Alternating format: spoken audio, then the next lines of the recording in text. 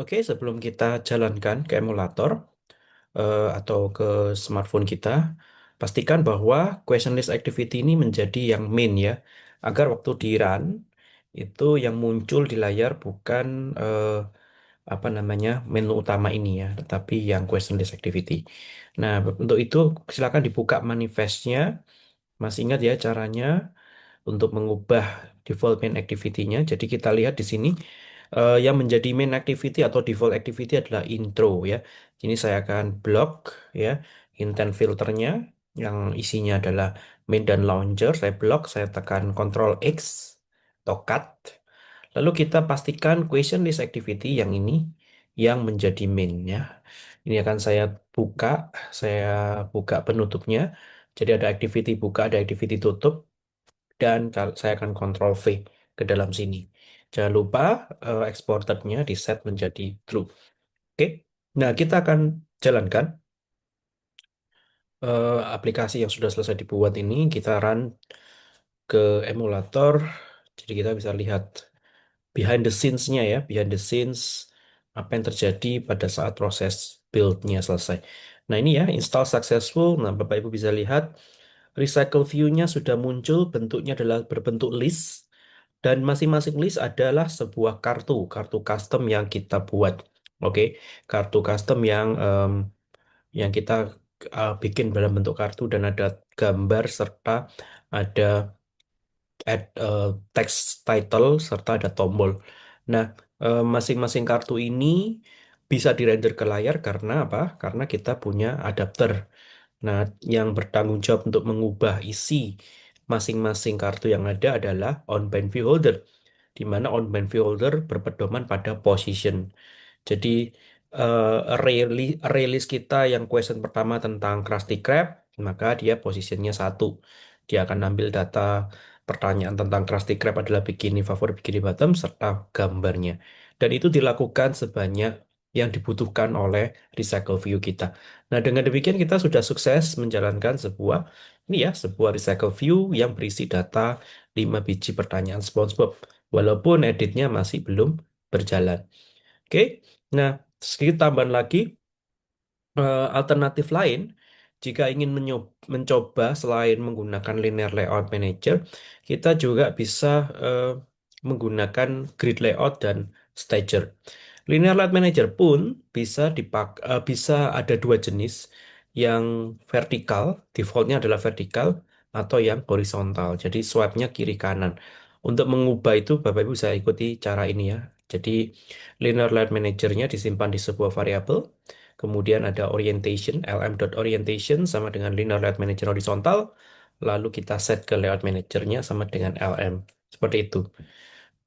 Nah, ini opsi yang kedua kalau kita kepengen membuat em, dalam bentuk grid. Nah, saya akan cobakan yang ini ya.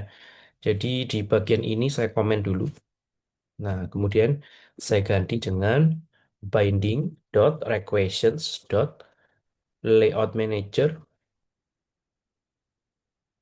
layout manager.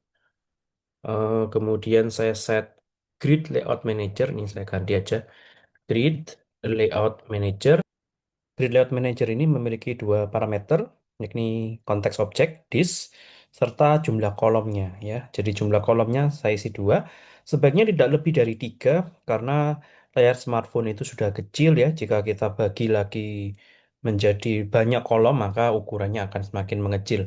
Nah, silakan di run ya, di run. Nah, nanti hasilnya seperti yang Bapak Ibu lihat, recycle VOC kita berubah menjadi grid layout ya, grid layout. Dan kita akan gunakan saja yang linear ya. Jadi ini saya komen dulu. Nah, selain menggunakan grid layout, Bapak Ibu juga bisa mencoba menggunakan stager yang dipopulerkan oleh Pinterest. Stager layout itu mirip seperti grid. Em, kita bagi menjadi dua kolom, kemudian kita pilih yang stager vertikal seperti yang Bapak Ibu lihat di sini.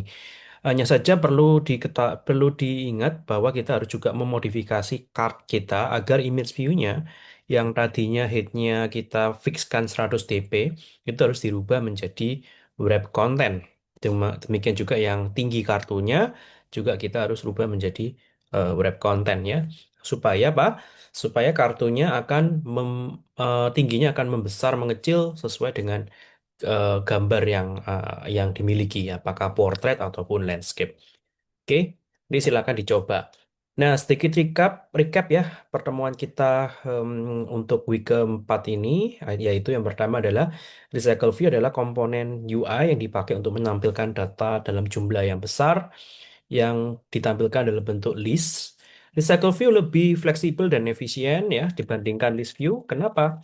Karena dia penggunaan memorinya lebih efisien. Karena Recycle View menggunakan kembali objek-objek view yang dia pakai. Oke.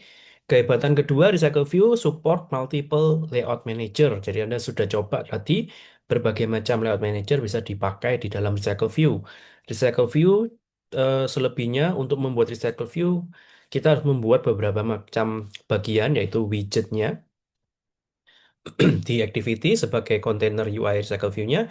Kedua adalah adapter yang menggabungkan antara data dengan widget activity tersebut. Kemudian adalah view holder. View holder bertanggung jawab untuk merender masing-masing kartu di dalam Recycle View kita, ya, dan datanya digunakan di dalam kartu-kartu tersebut sehingga kita tidak perlu lagi loading masing-masing layout untuk masing-masing kartu. Dan itu sangat boros ya. Itu sangat resource heavy banget. Ketiga adalah Anda harus siapin data source, bentuknya release biasanya. Kemudian ada custom layout. Custom layout ini adalah layout yang kita desain sendiri. Dalam hal ini kita bikin card. Tapi besok-besok kalau kita mau bikin bentuknya bukan kartu, teks doang, juga tidak masalah. Artinya recycle view yang kita buat itu benar-benar tampilannya bisa berbeda sesuai dengan custom layout yang kita buat. Oke, baik demikian Bapak Ibu yang bisa saya sampaikan di week keempat. Terima kasih sudah menyimak dan selamat mencoba.